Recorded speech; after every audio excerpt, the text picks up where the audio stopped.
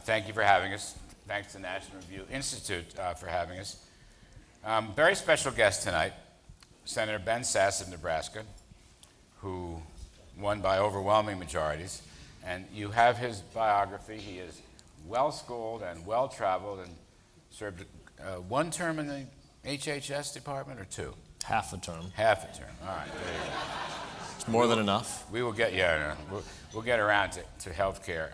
The one point I want to make, which you might miss in the bio, is that he took over Midland University, which was on its last legs, turned it around, and now it's fine. So that's a rare public service, and we thank you for it. Thanks. We could define fine, but it's headed in the right direction. Well, good. All right, let's talk. My take is this country has two big challenges ahead of us. There are a lot of sub-challenges, but we have two major challenges ahead of us. Number one is to restore the economy, which has performed badly. We just had a GDP number was essentially flat. Restore the economy, get people back to work, get prosperity. Number two is national security. My pal Kellyanne Conway is doing polling, and she's well known to everybody here, and she says this could be the biggest national security election since 1980. And the deal with Iran and the fact that nobody wants to hold Iran responsible for being a state sponsor of terrorism. Senator, in brief, I'd like you to talk about how conservatives can win with their philosophy and their principles and make the future conservative with these issues in mind, if you would. Sure. I don't want to begin by accepting the premise that there are only two crises. You just gave some really good news, right? I think that there are at least four, and I would agree with your two, but I'd want to throw in an entitlement crisis and just fundamentally dishonest budgeting in the city, and the fact that we have a crisis of civic engagement, and folks have lost an understanding of what the American idea is. And that definitely informs your economic point. But at your big two, I think the economy is going to go through massive transformation in the next decade and a half, and it's going to go one of two ways. We're either going to head more toward a path of a European model where you pretend that central planners can manage the future, which really would mean managing the decline, or you re-embrace an American idea that decentralism and markets and entrepreneurs and civil society and mediating institutions and local communities build that future. And so I want to agree with both of yours, but maybe I'll separate it and I'll grab one and let you pick back up the national security one. Of course, there's this view out there called secular stagnation. And it's a view coined by my occasional friend, Larry Summers, who worked for President Obama. Summers and I have had so many debates down through the years. But, okay, he's good. He's all right. Smart. Very smart guy. So he believes it's secular stagnation. I believe it's bad policy. And that secular stagnation is just a cover-up for bad policies. And I was delighted that Senator Phil Gramm was in the paper a week ago, Wall Street Journal, with an op-ed piece to that effect. Tell me just two or three things that you would fix right off the top, if you could wave a magic wand, to restore economic growth. Well, I mean, I think fundamentally you're right in the debate with Summers, but Summers is also right that there is a crisis in the nature of labor. Right? You think about the history of economics, there were hunter-gatherers, there were settled farmers, there were big tool manufacturing economies, and there's whatever we're entering now. And so I believe with you that there are policy problems, but there's also a transformation in the nature of work that's coming, and we should have that conversation as well, and I think Secretary Summers has some things to contribute in that.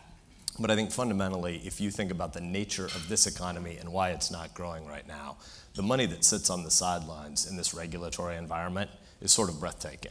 I'm new here, I've been here 110 days, but a day doesn't go by where we don't have people who come into the office and want to lobby us for things that they think they want to ask the legislature to do for them, but really are fundamentally about the fourth branch of government. This permanent regulatory state that is almost unnavigable to small and medium-sized businesses and that has large businesses distracted from core value creation to trying to be the winners and losers that Washington selects. So I think the overregulation and the inscrutability of the regulatory environment has to be really high on the list. You know, we had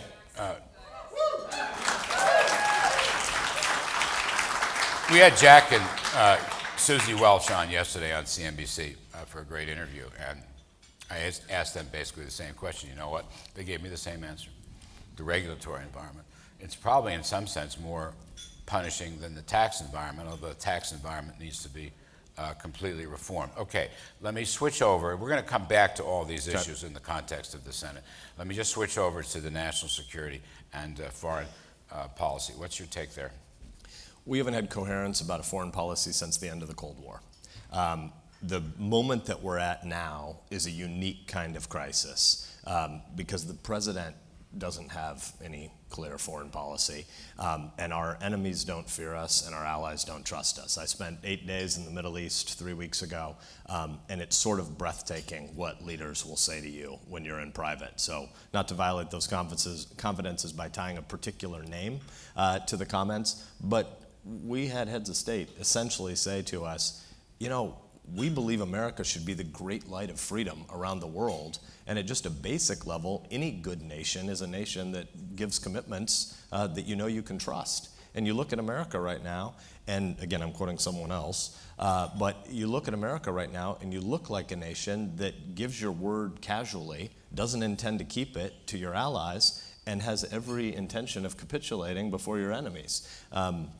There was a joke that a lot of folks are using in Asia now, apparently, that's a play on words about red carpet. And the line is supposedly that in America, if we draw a red line, you know that it ultimately means red carpet because there's not a red line that we'll ultimately enforce. And so I think that we can't make sense of how bad the 2011 to 2015 moment is without also admitting that the rise of non-state actors and these ungoverned spaces that are being filled by jihadis is the kind of problem that we didn't really anticipate in 1989, and we don't have clarity as a nation in the policymaking communities, obviously, but the public doesn't know what to make of this either. We lived on a bus in our campaign for about 16 months. We did around 1,000 public events. John Miller was one of our favorite guests to come ride our disease-infested bus with us. So I'm a longtime lover of National Review, but when he came and was willing to tolerate all the tetanus shots you needed to get to ride our bus, it made me respect you all even more. But we did around 1,000 public events, and if you were a journalist who came to Nebraska and listened to the town halls that we did, and you only listened for maybe half a day, I think you would assume that there's a radical move toward isolationism among the American public. I don't believe that. Among the public? Among the public. Not just the administration? I don't believe that the public is really isolationist. I think that the public is so tired of this city living for sound bites and having no commitment to long-term policy that we deliberate about as a nation and plan to stick to for months and months, ideally years and decades. But if you think that your policymakers are making decisions based on whether or not they can get headlines tomorrow, nobody's willing to have their sons and daughters go and die for those politicians to be whimsical about foreign policy. But I just want to follow up on that. Recent polling data says you're wrong. In fact, recent polling data suggests that for the first time in many years, the public would be in favor of boots on the ground. And those are pretty respected polls. One is the Fox poll, I believe the Gallup poll, and there's another poll too. Now that's a long time coming. People have not said that, but now they're saying that. People also believe that ISIS, if you give them big chunks of real estate to live in, will eventually regroup, get larger, get more sophisticated, train, and they're coming after us. Sooner or later, Senator, they're coming after us. Now, I don't know if the people out in the rural areas get that. You know, I'm from New York, I get that. They're coming after us. So I want to be clear. We need to do something about so that. We're missing each other here. My point is, if you listen to the first lines of what they say, it might sound isolationist. I fundamentally believe what you're saying is accurate. What they want is clarity about the long term. The first point of Bush Doctrine 1 at the end of 9/11 in the 2 to 6 weeks that came next were, we are no longer going to turn a blind eye to rogue states that either intentionally or because they can't govern their own country, allow ungoverned spaces to emerge in their territory that become terror training sites. And we're going to go after the people who would plot terrorist attacks on innocents, either at home or among our allies. And I think the public fundamentally believes that. What they don't believe is that there are politicians in this city who are interested in the long-term good of the country as opposed to short-term finger in the wind guessing where the public is. What they don't believe, with all due respect, is that Barack Obama can do this. That's what they don't believe. And that's the root of the entire problem. That's the root of a lot of problems right now. But basically, they don't want to entrust him with more military. But let me come back to your other point, and then I want to switch back to what's going on in the Senate. Bush doctrine was that you're either with us or against us. State-sponsored terrorism, you're against us, and we're going to punish you. And he said that a lot of times. Now, Iran, this is the part that I don't get. The president is trying to negotiate a nuclear deal with Iran that will give up the sanctions, economic sanctions, which actually, at least in finance and oil, were pretty darn effective. That's why they went to the negotiating table, for what I think is an unverifiable situation in their nuclear arsenal. But Iran, day in and day out, is out there sponsoring terrorism, trying to take over the entire Middle East. That's basically what they want to do. They're probably going to take over Iraq, and we're letting them do it. Now, how the hell can we not link negotiations with Iran with their terrorist actions? I don't get that. And I'd say to them, okay, you did this today, you did that tomorrow. We're going to keep the economic sanctions right in place. That's what Bush would have done, I think. Thank you for advocating for the amendment that I co-sponsored last night. Right. John Barrasso from Wyoming and I last night co-sponsored exactly this amendment on the Corker bill. Let's be clear, there are two macro issues and then there's a distant third issue. Macro issue one is the substance of a nuclear deal with Iran.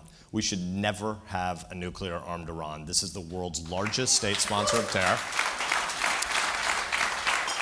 And the thing that people in my state believe we learned at 9/11 was that if people are going to allow either intentionally state sponsoring terror or the difference between the Taliban and Al-Qaeda, if you can't govern your territory and you allow others to plan terror attacks from your land, we're against you. There's no deal to be cut with Iran. That's the substantive point one. Substantive point two is we should make foreign policy by treaty. Our founders were wise in believing that these should be bipartisan and durable issues. And so there's a reason why the Senate needs a more than 2/3 vote to set national policy on foreign matters. And we have had a bipartisan consensus for 36 years in this country. This isn't just a Republican position. This has been the Republican and the Democratic position since the Iranian Revolution of 1979, 1980. And there is no rightful reason to be abandoning this. There's no inflection point in Iranian politics. There's no repentance and turn of heart of Iran about the fact that they've sowed instability among more than 5 of their neighbors, but 5 that we talk about publicly. I spent about 4 hours today in a classified environment. I spent a lot of time dealing with some of these foreign policy issues. Those are the 2 big issues. 1, substance of an Iranian deal. 2, the fact that we should set foreign policy by treaty. The distant third issue is the piece of legislation that's dominated this week and will dominate next week. And I am a very mild proponent, but a proponent of the Corker legislation, and here's why. You've made some good cases in your magazine arguing both sides of this issue. There are reasons why people are rightfully opposed to it. Here's what I think is missed by that. The president is acting to unilaterally suspend the sanctions. There are about $130 billion of offshore revenues from the Iranians frozen right now. But the Congress, by bad legislation 5 years ago, gave the president the authority to unilaterally suspend these sanctions. And so the reason I'm in favor of the Corker legislation is because we need to claw back those authorities from the president to be able to unilaterally suspend sanctions. And the American public and the Congress should know what's in the horrible deal that they're trying to pass. And then the elected officials on behalf of the people should have to explain whether or not they're for or against the president's deal. The much bigger point is we should set foreign policy by treaty. The Corker legislation is meager gruel, but it's still better than not passing it given the circumstances we're in. I think it will pass next week, but it's obviously a chaotic And Obama just had to live with it. Yeah, the president was issuing, we were with John Kerry in a classified setting on the Hill as he was lobbying us against the Corker legislation. And at that point, the president and the White House thought there were about 65 votes for it. And by the time it became clear, John Kerry came to argue against it, and more people got on board with the legislation. And by the end of the morning, by noon, it was clear that there were about 68 people on board. And so the president pivoted and retracted his veto threat and decided he was for this legislation. And then it passed unanimously out of Foreign Relations. It's now on the floor, and we should be having a more rigorous amendment process that allows the kinds of things that we voted on last night. And bizarrely, the Democrats were willing to vote down the fact that there should be no ability for this administration to cut a nuclear deal with Iran while they're the world's largest state sponsor of terror. See, and Democrats voted that down. That's like the total point that's the total point. It's like, how can we do this?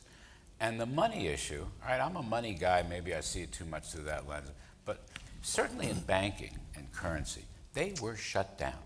They were shut down. That's absolutely right. We did a pretty good job. Now we're going to open that up as though we don't know that they are the biggest state sponsor of terrorism, as though we don't know what David Petraeus said in an interview, that Iran is really a bigger enemy than ISIS.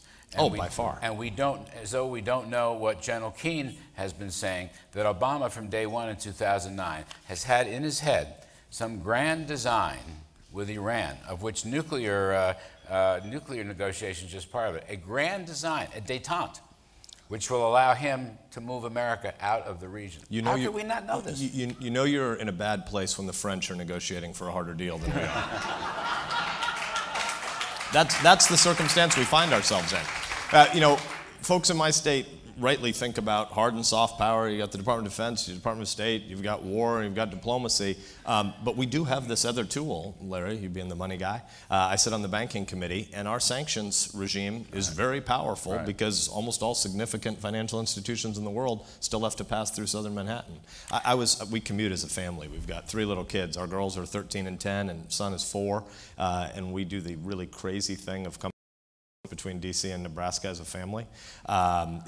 When you're doing something unique, you're probably foolish, but it just seems like the least bad of all the options. We don't want to raise our kids here, no disrespect to those of you who have the hard calling to live here, but we've looked around, we can't find where they would detassel corn and walk beans, so we have to raise them in Nebraska, but we don't want Dad to be away Monday to Friday every week, so we come and go. And last week, we go home every weekend. Last weekend we were home, and I was in Omaha, Lincoln, Fremont, and Columbus. And in every town I went to, people bring up Iran proactively. And in every town they ask, what does the president mean when he says he would like to see Iran become a successful regional power? Right. This is a nation that is committed constitutionally to the obliteration of Israel, that has killed American men and women in uniform in Lebanon and in Iraq. And I don't know why we would ever want them to be successful with their nefarious ambitions. All right, Senator, let's go back home and talk about health care. You are quite an expert on health care, having served in the HHS and other capacities. Now, we're going to get in a month or two a decision from the Supremes on King versus Burwell. If the decision goes with the plaintiffs, there will be a lot of upset. There will also be a lot of openings to end and rewrite Obamacare. My question to you is whether the Republican Party is ready for this. Do they have a plan? And what might their plan be? Or what do you want to happen? What's your vision? Yeah, great question. So first of all, we got Obamacare not just because Democrats are the party of one-size-fits-all Washington-centric solutions. We also got Obamacare because Republicans couldn't explain what we were for, and we needed health care reform, and we've needed it since the late 1940s. A lot of what's broken in American health care is fundamentally still an echo of the accident of wage and price controls, and we got the large group employer-sponsored market by accident. This was not a policy that anybody advocated for, Republican or Democrat. We got it by accident. And it wasn't good policy, but it worked all right in a world where you were at the same firm for the majority of your career. As recently as the late 1970s, average duration at a firm was still well over 2 decades. Of the kids who graduated at my college last May, and I shook their hands walking across the podium at commencement, they're not just going to change jobs, they're going to change industries 3 times in the first decade after undergraduate experience. Most of the uninsurance in America, and let's be clear, the largest problem in American healthcare is the unsustainability of the cost curve. But the uninsurance problem is a big and real problem. The problem is it's not the one the public thinks and the Obama administration is solving for. It's not the problem of pre-existing conditions. Pre-existing conditions are a real problem. We should be empathetic to these people, but about 4 million Americans have pre-existing medical conditions that are uninsurable. Joe Biden, at one point in a speech a couple months ago, said 125 million of us who have pre-existing medical conditions owe it to Obamacare that we're not uninsured. There are 125 million people with allergies. That's not an uninsurable condition. Almost everybody in this room has had a speeding ticket. You're not auto uninsurable. If you've had 12 speeding tickets and you can't get insurance, that's probably an effective market. And so the point you're raising is absolutely right. Republicans need to be for things, not just against things, but now I want to put a big asterisk on that. I've been for Republican healthcare reform for a long time that's market-oriented, patient-centric, that can actually deliver higher quality, lower-cost care. And I've been frustrated with my party long before I ever thought about running for anything. This is one of the reasons that I ran, because we wouldn't explain what we were for. But at this one moment, I actually think that replacement is not the right strategy in the short term, because we won't get a replacement for Obamacare. We won't get a repeal of Obamacare with this president. We need a presidential election that's a referendum on Obamacare versus a market-oriented alternative. If we win King v. Burwell, and by we, I don't just mean those of us who really dislike Obamacare, I mean those of us who believe in texts as written and the rule of law, not what the Obama administration has done in unilaterally making up subsidies for 37 states. But if we win the King v. Burwell case, though, lots of real human beings are going to be disrupted through no fault of their own. What do you do with them? Because the Obama administration wrote a policy that would allow them to be dumped. What will the Republicans do with them? Because the minute that decision is made, if it's made, the Republicans have to come out and say something and do something. They've got to. There's what, 4 or 5, I don't know, 7 million people. 7 million whatever. people who will probably be dumped off their All right, policies. Are you all ready to do that? Are you all ready No. with a plan for bridge financing while you gather yourself and rewrite Obamacare? What's going to happen that day? So I've proposed a placeholder that is a COBRA-like bridge policy, and here's why, but I don't care very much about my idea. What I care is that we not screw it up in one of the ways that Republicans are most likely to bungle this moment. At one extreme, you've got a bunch of people who think we can do nothing. We'll have won the case, therefore the world is resolved. That's not true, and it's not fair to the 7 million-ish people who are on Obamacare, often without having wanted to be there, but the individual market was eviscerated by Obamacare policies that declared their old policies illegal. So a bunch of people who liked their plan and wanted to keep their plan were made uninsured by Obamacare. They bought the only thing that they could buy, because it's all the market offered, and now they could be dumped in the middle of their plan year. So doing nothing is not an option. Trying to do everything is also not a communication strategy that will possibly work. If we try to repeal Obamacare and replace Obamacare in the middle of President Obama's lame duck 2-year period, he's going to issue a preemptive veto threat. The media is going to be in his corner and is going to explain that Republicans don't care about the sick and have no plan for those who are being disrupted. Again, disrupted by the Obama administration's illegality, but disrupted nonetheless. So in the middle, you're exactly right. We need bridge proposals. I think the 2 most rational ways to do that would be to block grant money to the governors to take care of the social safety net issues for those 7-ish million people, or to offer some COBRA-like transition assistance that winds down over the last 18 months of the Obama administration, so that, and the wind down is key to me because I don't want this to become a new entitlement, it phases out over the rest of the Obama administration so the presidential can be a referendum on national security policy and Obamacare versus an alternative. Here's the way that we could really screw it up. If Republicans initially have no ideas and then say, well, let's just extend Obamacare subsidies for 18 or 24 months, here's what that would do. It would turn back on the individual and employer mandates that will likely be vitiated by a court ruling in our favor. There's a bunch of technical stuff inside Obamacare that's inappropriate to bore people with at a after dinner talk. But fundamentally, if all these people lose their subsidies, there'll be premium spikes, which will have the effect of turning off the individual and the employer mandate in 37 states. That is great news. It's a victory for freedom. But if Republicans in Congress act to extend the Obamacare subsidies, It will solve that problem for the Obama administration and will turn back on the, I believe, unconstitutional individual mandate and the job-constraining employer mandate. Well, okay, I'm a little I think confused. Larry's given me a B+. I'm a little confused on this. A little confused. This is like boots on the ground. I got to push back a little here.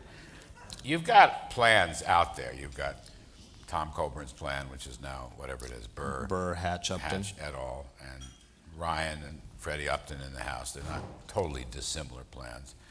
You've got a whole lot of people. Tax credit-based plans. Uh-huh. They're tax credit-based plans as opposed to our current employer exclusion plan. That's right. And the Republican Party has always really gone down that path. Nobody much listened until Obamacare, but that's right. So I should have a chance. I mean, here's what I'm looking for. A real total free choice plan, okay, that will, and yes, we'll give them tax credits up to a certain level. I'm a 60-something guy. I was guessing 54, but whatever. I don't need lactation services. I don't need mammogram services. Now, there are a lot of people in this audience that do. I think we need to move on now. They should have the choice, and I should have the choice. That's what I want. Me too. I want to break up the whole regulatory framework. Will Republicans do that? I'm in favor of that. We are not going to be able to message to the American people without a presidential nominee that can tell that story. Right. I'm absolutely for what you're for, but we need a presidential election to be able to carry that message. If a whole bunch of legislators try to give our version of what will inevitably end up sounding like McConnell care or Boehner care, we will lose that battle and we will end up with Obamacare light at the best. And that's not good enough. We need markets and freedom, and we need actual innovation in the sector. This is 18% of GDP, and it's the largest sector of the economy. And to quote a friend of mine, there is no spot at the top of the international economic leaderboard for that nation that consumes 22, 24, 28, 30% of GDP on healthcare. We need an actual revolution in higher quality, lower cost care. And to set that free, you need people to be able to buy insurance products that insure what they want to be insured for, and that go with them across job and geographic change, not that try to pre-plan and prepay and launder through the tax code every medical expense. We got to get that out. We got to get that out. Seriously, I don't think Republicans have communicated that. I agree. And I'm just telling you, you can't do that in a post-King Burwell 30-day moment. Well, you need a presidential campaign to do that. Probably so, but at least you can make the statements and be on the record. And you do want to take care of the sick. You should say that to Republicans. We need temporary transition assistance for the last 18 months of this administration. All right, whatever, good. Is the trade bill going to pass? I believe so, but it'll require the president to actually talk to some people. Why is the trade bill going to pass? Why is Obama, this is like a free market capitalist thing he's doing. It's extremely out of character. Why is he doing this? He's been a free trader for a long time, and let's applaud him for it. When we can agree with the president, let's agree with him. I do. And he's for free trade, and I'm thrilled he is. So if he goes to free trade is a tax cut, right? Tariffs get lowered on both sides. Tariffs are tax rates. Why can't we have a deal on, let's say, corporate tax reform?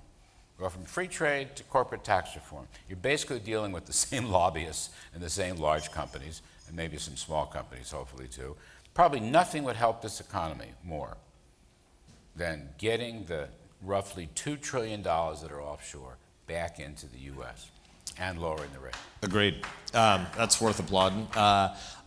Ron Wyden has been great on this. Mm-hmm. So in the Senate, in the Finance Committee, Orrin Hatch from Utah is our chairman, and Ron Wyden from Oregon has fought hard, and there are people who are putting up blimps over his town halls and public events in Oregon just to draw the protesters to come and oppose him for what he's fighting for. So Ron Wyden is another free trader that deserves to be applauded. On the Pacific, they would benefit from this. Well, that's because they smoke too much pot in Oregon. They don't get it. Is that fair? Or am I being too hard on them? Let's let Lindsey Graham speak about the pot smoking vote. He's witty at it, and I'll just pass. All right, you'll pass on that. But we should do, the point is, we should do tax reform. We should do comprehensive tax reform. We should do any and all tax reforms that get away from the ability of lobbyists and politicians to have so much power over who wins and loses. We need a fairer, simpler, flatter code with fewer carve-outs, loopholes, and exemptions. That's really one of the key points of tax reform. is to take K Street out. Amen. And take the cronyism out and take the corporate welfareism out. That's one of the key. I mean, lowering the rates will create incentives to grow, very important. But the simplification and getting rid of these, crony deductions, that's key. Now, the GOP should stand for that. That's stuff for the little man, the little business person who doesn't have, an office of 100 reps in Washington. Amen. Are they? Some Republicans are, and some Republicans come here and really like the whole world you just defined. Is corporate tax reform dead in this session? Almost certainly. I mean, the only way it would happen is if the president decided to embrace it and move a bunch of Democrats, and obviously there have been no signs of that. But Wyden and Hatch have worked together to define the template of what could have been used still in this administration if the president wanted to, and I think sets the stage for 2017 for whoever the next president is. Yeah, we're just going to have to take it to the voters, right? We're just going to have to do that. Another problem with the economy. My friend Casey Mulligan teaches economics at University of Chicago, and he calls it the redistribution recession. The federal government is paying people not to work. And because the eligibility requirements, which were formed with Clinton and Gingrich in the mid-90s, have all been thrown out the window under Republican and Democratic presidents, we now have vast amounts and easy pickings on food stamps, on welfare programs, on disability insurance, and what we've learned, I think you know this, once they go out onto those programs, they never come back to the workforce. So our participation rate remains at record lows. So when will the Republican Party go back in and do the blocking and tackling on the reform of the small entitlements? I'm not even talking Social Security here, because the small entitlements are ruining our work ethic. Yeah, so let's stay there. I'll make a small policy point, but let's talk about the work ethic, because America's a lot more about country music lyrics than it's about the Federal Register. I mean, what defines American greatness is a shared understanding of the dignity and nature of people and the dignity of work. But one policy point, the first person to endorse me in my race when we decided to run in the summer of 2013 was Tom Coburn. And when you look at a lot of the crisis in the disability program, the instability of the funds in that program, it's because it's just rampant with fraud, waste, and abuse, but also with a temptation to a kind of dependency that warps the rules and undermines the shared civic sense we have about the dignity of work. And fundamentally, that's what the American idea was about. It was about religious liberty, and it was about the dignity of workers at the American founding. Throughout human history, lots of peoples had believed that the king is free because he has a monopoly on power, and he has to give you rights. Right? Rights come from government if you're the king, and everybody else is a dependent subject. And you want to start a business, you need a charter from the government. You supplicate before the king and his court to see if you can do that. And the American founding was about claiming that that idea was fundamentally flawed. People are created with dignity by God, and government is our shared project to secure those rights, and you want to live out a life of gratitude by putting bread on the table for your kids and benefiting your neighbor. But work people is want to dignified. work. People want to work. People absolutely want to People work. want to. Arthur Brooks did the work on this at AEI. I interviewed him a couple of years ago at a National Review conference. People who get earned income, as in work, are happier, this is what the data show, than people who get welfare-based income. They're not happy. The earned income people are happy. And as you properly noted, life, liberty, and the pursuit of happiness does come from the Lord, not from the government. So my question is, we've got a moral dimension, we've got an economic dimension. When's the GOP going to tackle this? This is a big issue. People are furious at how the welfare rolls are exploding, and we don't have people to work. Yeah, so we need to do all those things, but I do want to push back a tiny bit, because there isn't a policy solution first. There has to be a shared cultural understanding of the virtue and dignity of work. And when you travel my state, as we did as a family for 16 months, people absolutely believe Arthur Brooks' stuff, even if they can't quote him and don't know the specific sociological study that says the least happy people on earth are those who've won the lottery. Fascinating findings that Arthur has. Truly. I mean, if you have more, you move from really poor to lower middle class, you get a little bit happier because you're not hungry. At every point of wealth beyond that, people don't actually get any happier. It changes the denominator of what it takes to satisfy you, and the more likely you are to have that money without having worked for it, the less likely you are to be happy. And so if you get to work and you find satisfaction in the fact that you're actually benefiting someone else by your calling, people are satisfied. And government should be celebrating and securing those fruits of labor. And we should be making the kinds of societal investments that make it possible for people to lift themselves up out of poverty and benefit their neighbors. But that shared cultural understanding has to be there first, and government is corroding and corrupting that shared cultural sense. Let me walk with you on the cultural and moral standing. I believe to revive the culture of marriage. And I believe that family breakup is probably the single biggest cause of poverty, okay? We are here too. We are paying, the government is paying mothers to have out-of-wedlock kids. The government is paying fathers not to be fathers. This has gone on for quite some time, only it's getting worse. So look at Baltimore. Look at the statistics are overwhelming. So what do we do here? When do we start fixing, marriage penalties? But more than that, when do we start talking about the culture of marriage and what it can do to help kids instead of damage the kids, which is what it's doing now? Amen. I sit on the Senate floor in the desk of Daniel Patrick Moynihan on purpose because of exactly this argument. When we declared war on poverty in 1965, roughly the same percentage of the population lived in poverty as lives in poverty today. About 15% of the populace lived in poverty in 1965, same exact numbers today. We've spent a whole lot of money since then, not made a dent in poverty, but we have done a lot to advance the marriage penalty. Let me be clear, obviously the causes of family and marriage breakdown are much more complicated than one input variable, but there are lots of input variables, not all of them that tell the story, but there are lots of input variables in bad policy. And what we have done is we've deprived lots and lots and lots of kids of dad, and there's no greater predictor of future criminality and poverty and lack of educational success and attainment than not having two parents. And on the positive side, all the studies show, left of center think tanks, right of center think tanks, married people have more income, married people have more wealth. Somebody in this presidential campaign has got to get up and talk about this. However, diplomatically, nonetheless, you have a cultural problem, you have a moral problem, and you have a welfare problem, all wrapped into one. I just say it's the culture of marriage. If we don't fix this, then we got as far as the eye can see. In 1965, 7% of kids grew up without dad. Today, it's 40%, but it's much, much worse than that because when you disaggregate by the age of mom, I think the current numbers are around 59% of kids whose moms are under 30 don't currently have a dad actively engaged in their life. No government policy is ever going to fix that problem. That's a core problem that's going to lead to all the indicators of societal decline. And if you love kids and you care about the future, we'd be talking about these cultural variables well before the policy fights that consume this town. Is it not? It's a leadership issue. We shouldn't be ashamed to lead on moral and cultural issues. Agreed. Senator Ben Sasse, thank you for coming to Nashville. Thanks for having me. We appreciate it. Thank you.